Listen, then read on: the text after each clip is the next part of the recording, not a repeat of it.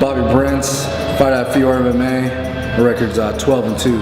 I'm fighting DJ Linderman. He's a replacement opponent. I was originally supposed to face Chris Barnett, and he unfortunately was injured, and DJ was a man enough to step in on short notice after fighting just a couple weeks ago.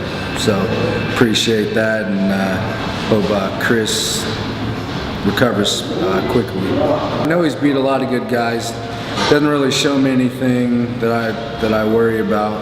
I don't consider him one of the top guys. He's basically, he goes out there, he fights, and that's fine. They say this is for the #1 contender spot for the heavyweight belt.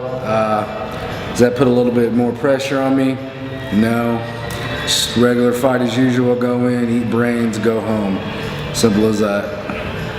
Whatever he comes out, tries to do, I don't know, just stand there. I don't know how his last fight was. I know it went to a decision, so that can't be good for you. So, and then fighting me right after that is even worse. So, I don't really know what to say about him other than took a fight on short notice, and thanks for doing that. My case, I know he just won the belt. I watched it on MMA Junkie.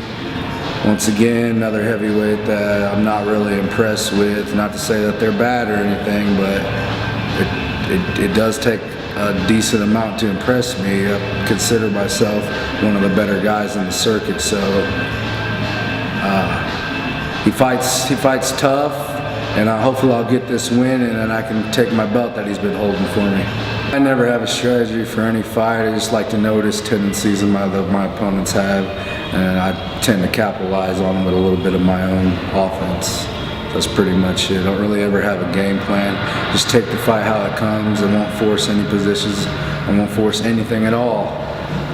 I mean, I don't really have to. I just win off of my skill set and hard work I put in the gym. Let me think. 18th of February. Took a couple weeks off, so probably another 5 weeks or so training for this one coming up.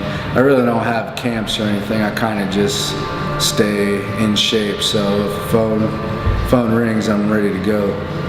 Now I'm just very relaxed. I feel that the more relaxed you are, the bigger the holes open up in your opponent's game, and you're able to capitalize on them. If you're just so tough and trying to force your will, you get tunnel vision, and what happens if he's actually better than you? And I mean, you don't want to get tunnel vision against a good guy. You don't want to get tunnel vision against any guy, but I kind of just stay relaxed just so I can see everything. Pretty much just have fun. This is the fun part. Fighting's the fun part. I hate training. I hate getting up every morning, busting my butt in the gym, working out, and then going to work, and then repeat. I hate it. I hate every minute of it.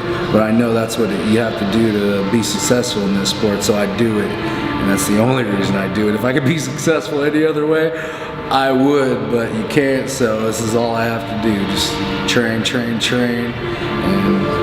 training reaps rewards. I mean, if it goes the distance, that's fine. I'm ready. I'm ready for anything.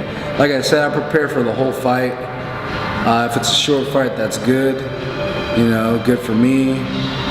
Doesn't really matter. If it's a long fight, doesn't really matter. It's good for me. Either way, I'm good.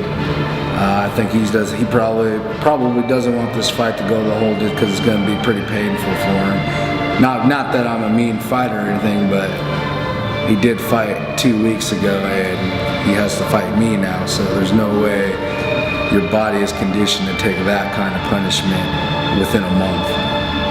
I wasn't happy with that last fight. I thought it could have been a little more vicious, and I mean, it was good I got a sub on a black belt, but at the same time, I'm my biggest critic, and I think the fight could have been over faster had I put my game together better. I mean, I had a good game. I don't really have a game plan, but the fight I fought was good for that particular fight. But I did think I could have capitalized in some areas of it which could have ended the fight faster. If the fight don't end in 3 seconds, it wasn't a perfect fight. It's very good to be critical of yourself, man, because if you walk around here thinking your shit don't stink, you're fucking wrong. And It does. If you're walking around here thinking you're the man, someone's been working hard who doesn't think you're the man, they're going to knock you off that high horse you've been riding on. So it's better to be humble about your performance. You know, you get the win, fine, dandy. We'll sit here, we'll talk shit before the fight. That's fine, but if you really go in there and think you fought the perfect fight, you're out of your damn mind, because there's no such thing unless, like I said, it ends in 3 seconds. This is Bob Zombie Brents coming from Amman, Jordan. And tune into Cage Warriors Fight Night 5 live on MMA Junkie, streaming this Thursday.